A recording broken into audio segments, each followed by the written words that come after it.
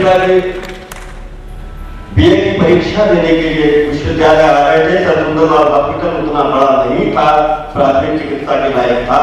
इनके पर से गिरने के कारण दुर्घटनाग्रस्त हुए। परीक्षा हाल में मात्र 1.5 घंटा समय था तब पहुंचे। अंग्रेजी का इंग्लिश का पेपर था, 2 क्वेश्चन छूट गए, 3 क्वेश्चन किया। और ये वह समय था जब महामना कक्षा में सर्वोच्च अंक प्राप्त करने की कॉपी भेजी जाती थी और महामना खुद उसे पढ़ के फिर उसे बुलाकर उसे संकल्प सौंपते थे। सर्वोच्च अंक जिसके आए थे वो था 74 और पिताजी के मार्क्स थे 60। कहा गया टॉप किया है 60 नंबर वाले ने, क्योंकि उसे 60 में 60 मिले गए। कॉपी जब महामना के पास गई तो बुला के कहा, देखो मैं भाषा साहित्य में भेद नहीं करता, लेकिन इस समय आवश्यकता संस्कृत और हिंदी को विद्वानों की है। अतः तुम संकल्प लो, इंग्लिश पढ़ना, इंग्लिश लिखना, इंग्लिश समझना, लेकिन इंग्लिश बोलना मत। और इंग्लिश में एमए मत करना, इंग्लिश में एमए मत करना। पिताजी मन महसूस के रह गए।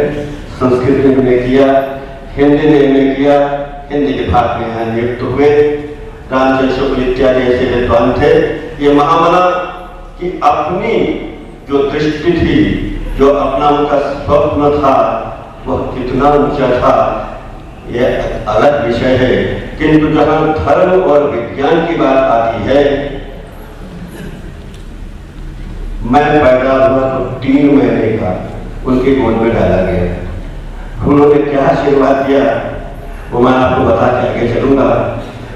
देखो पद्मनारायण, मैंने इस समय चलती ही व्यवस्था जितनी भी विश्व में है उसको देखते हुए वर्तमान शिक्षा प्रणाली को यह स्वीकार किया है और उससे शिक्षण चल रहा है। प्राच्य विद्या के अंदर संस्कृत इत्यादि सबका कुछ, सबके विद्यालय खोले गए हैं, लेकिन तुम अपने इस बच्चे को इस चलती हुई प्रणाली में मत पढ़ाना। आज विद्या की खोज करना, फल युवा के मैं स्कूल में भेजेंगे। इसीलिए अगर आज कुछ गड़बड़ सड़बड़ मैं बोलूंगा तो उसके जिम्मेदार भी महामना होंगे। किंतु आज 24 नवंबर महर्षि अरविंद का मास्टर सिद्धि डे है। अतः महर्षि की विज्ञान पर टिप्पणी और एक वैज्ञानिक की टिप्पणी से मैं आगे चल रहा हूं। चेतन शब्द प्रायः भारतीयों और संस्कृतविदों की धर्म के अंतर्गत माना जाता था कि यह भारतीयों की अपनी कल्पना है, चेतना की वैज्ञानिक संतुष्टि नहीं। और जब किसी को ऋषि कहा जाए तो एक बहुत बड़ी भूमिका होती है। महर्षि अरविंद ने कार्ल मार्क्स को और फ्रायड को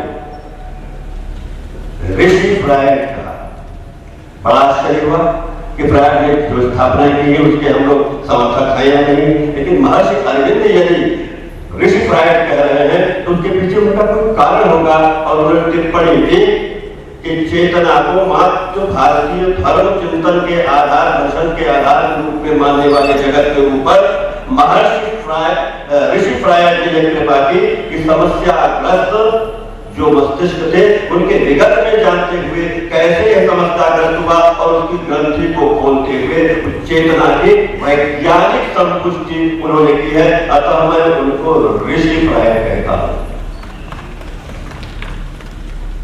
ऋषि कल्प भूमिका दृष्टा सुष्टा की होती है और फिर डार्विन का नाम लेते, बाद में वैज्ञानिक संतुष्टि के अंतर्गत इसके विरोध में या जो कुछ भी हुआ हो। किंतु अगर विकासवाद को माना जाए तो महर्षि अरविंद ने, सर बोस ने वनस्पति में जो जीवों के अस्तित्व को सिद्ध किया उसके आधार पर जब चेतना के विकास को आगे सिद्ध करते हैं तो एक वनस्पति चेतना, बोटेनिकल कॉन्शियसनेस की बात आती है। क्या हम मानवीय बुद्धि का भी सम्मान वितरण है कि बहुत कुछ वनस्पति में है जो हमारे लिए नहीं है, लेकिन वो मोबाइल कॉन्शियसनेस नहीं है, मोबाइल नहीं है, इसलिए हम हीन दृष्टि से देखते हैं। लेकिन अगर एक पेड़ की एक डाल काट दी जाए तो बगल से दूसरी डाल निकाल लेगा। अगर हमारी एक पांव काट दी जाए तो हम दूसरी पांव नहीं निकाल सकते। वो अपना वाटर रिसोर्स देता है, कार्बन डाइऑक्साइड से लेके ऑक्सीजन बहुत कुछ करता है। वह फलित पुष्पित होता है, फलित होता है और कुछ करता है जो हम नहीं कर सकते। लेकिन इसके आगे का कॉन्शियसनेस का विकास बताते हैं मोबाइल कॉन्शियसनेस, पाशविक चेतना। लेकिन इस पाशविक चेतना का मस्तिष्क, हृदय, उदर और काम एक लाइन का रहता है। इसीलिए इसके बाद की विकास की बात करते हैं, मानवीय विकास की बात करते हैं, मानवीय चेतना की बात, ह्यूमन कॉन्शियसनेस, मानवीय चेतना। लेकिन इसके आगे का विकास सुपरामेंटल कॉन्शियसनेस का है, अतिमानसीय चेतना का है। और यदि यहां तक प्रमाणित होता है तो दिव्य चेतना का अस्तित्व स्वीकार करना पड़ेगा। यहां धर्म और विज्ञान दोनों एक साथ इसकी संपुष्टि करते हैं। मंत्र, तंत्र, यंत्र, यह कर्मकांड का एक उपासना कांड बन के ढंग के स्थान पर ढोंग हो गया।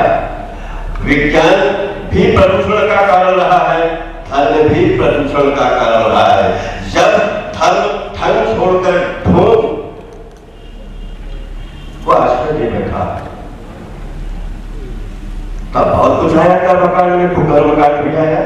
और विज्ञान ने पदार्थ ये जुड़ा कैसे, संयोजन हुआ कैसे, जगत की उत्पत्ति क्या है, इस पर विज्ञान ने विचार किया है। लेकिन ऊर्जा और शक्ति के मामले में धर्म और विज्ञान दोनों एक हैं। विज्ञान ने संयोजन जानने के लिए तोड़ना शुरू किया और अंत में आते आते मॉलिक्यूलर स्टेज से आगे इलेक्ट्रॉन, न्यूट्रॉन, प्रोटॉन सब में आए। लेकिन खोज रहे हैं वो लोग, क्योंकि विज्ञान जब तक प्रमाण नहीं पाता तब तक स्वीकार नहीं करता, तब तक अविश्वास की स्थिति में होता है। और धर्म विश्वास करके प्रमाण खोजता है। दोनों की दिशा एक है, पथ अलग अलग है। प्रतीच प्राचीन का मेल सुंदर, यह सर्व विद्या की राजधानी, एक वैज्ञानिक ने हमारा को गीत लिखा है। और मेरे विचार से मेरा कहा हुआ अपलाप न लगे तो विश्वविद्यालय के जितने भी पाठ्यक्रम हैं उनका सारभूत तत्व जो है उस कुलगीत में है, उसको भी पाठ्यक्रम में पढ़ाना चाहिए। मात्र खड़े होकर ताली मत बजाइएगा। कुछ बच्चे आकर दक्ष की दिशा में अटेंशन की मुद्रा में कर रहे हैं, ये होता है, एक रिचुअल है। महामना का सपना तब तक साकार नहीं होगा जिस प्रकार एक धार्मिक और वैज्ञानिक चेतना के व्यक्ति को एक वैज्ञानिक लिख के देता है सार तत्व, जहां विश्वविद्यालय का सत्व भी है, जहां विश्वविद्यालय का सत्व भी है और आध्यात्मिक तत्व भी है। कृपया उसको पूरा अर्थाया जाए और ये देखा जाए आपको विश्लेषण करते हुए कि उनकी किस आजादी को, किस चरण को हम आत्मसात कर रहे हैं। महामना मालवीय ने दादा गुरु पंडित ओंकारनाथ ठाकुर से कहा कि कब आओगे विश्वविद्यालय। सरस्वती के एक हाथ में ग्रंथ तो है, किंतु वीणा दोनों हाथ से बजाई जाती है, दो हाथ खाली है, कब आओगे। ये तगादा चलता रहा और इलाहाबाद में एक बार फिर उन्होंने कहा, दर्शन करने गए दादा गुरु जी। मेरे गुरुदेव आदरणीय पूज्य पंडित भगवत राय भट्ट भावरन भी साथ में गए थे। महामना ने उनके सिर पर हाथ रख के आशीर्वाद दिया। ये भारतीय धार्मिक परंपरा है जो ट्रांसफॉर्मेशन ऑफ पावर, जो आशीष बनकर आता है। और मेरे गुरुदेव इस समय भारत में विश्व के अद्भुत संत गायक और रचना धर्मी है, जिनकी रचना इस समय भारतवर्ष के श्रेष्ठ संगीतकार, जहाँ राजा सैया का पतन नहीं है, जहाँ आध्यात्म वैदिक उपनिषद सबका वो है, विश्व के श्रेष्ठ कंपोजर, उन पर उन्होंने हाथ रखा सिर पर और उनसे सीखा है मैंने। इसीलिए मधुर मनोहर अति सुंदर, ये मधुर भी कितना है, सत्यम ब्रूयात्, लेकिन सत्य कड़वा होता है। इसलिए वो प्रियम ब्रूयात्, मिथ्या बनाने के लिए नहीं, उसे प्रियता कैसे उसे भूकर कैसे पुण्य हो जाए कि आदमी ग्रहण कर ले और उसकी व्याधि दूर होकर समाधि आदि हो जाए। इस अर्थ में सत्यम वद धर्मम शरण, बहुत कुछ कहा है, मेरे विद्वान मित्र कह चुके हैं। मात्र मुझे ये कहना है कि महामना कहने से संतुष्ट नहीं हुए। वह पदार्थ तोड़ता है और कला जोड़ती है, वह तत्सत्ता से जोड़ती है, तन्मय करती है, मधुमय करती है, मन को बड़े मान से मननीय से मनाती है और मन से मन का तादात्म्य करती है। और जब मन मान जाता है तभी आदमी कुछ करता है, अन्यथा हर क्षेत्र के प्रदूषण दूषण बनकर भूषण की हानि कर रहे हैं। पर्यावरण इत्यादि की हानि जो है वह विज्ञान का प्रदूषण वाला पक्ष है, और धर्म के नाम पर भोली भाली जनता को मूर्ख बनाने की जो प्रक्रिया है वह धार्मिक प्रदूषण है। इसीलिए न धर्म हमें प्रदूषण की ओर प्रेरित करता है, न विज्ञान। हम उस महामाया के प्रताप से नर से नारायण बनने वाली, क्योंकि अब अवतार ऊपर से नहीं होगा, अब हमें आरोहण करना होगा, निरंतर नर से नारायण वाली प्रवृत्ति की ओर जाना पड़ेगा। इसलिए महामना के पारायण के लिए नर से नारायण बनने वाला महामना ने स्वयं चाहा था कि इस महामना की प्रक्रिया में हम लोग दिव्य मना बने, और उनकी इसी इच्छा को पूरा करना इस विचार गोष्ठी का लक्ष्य हो सकता है।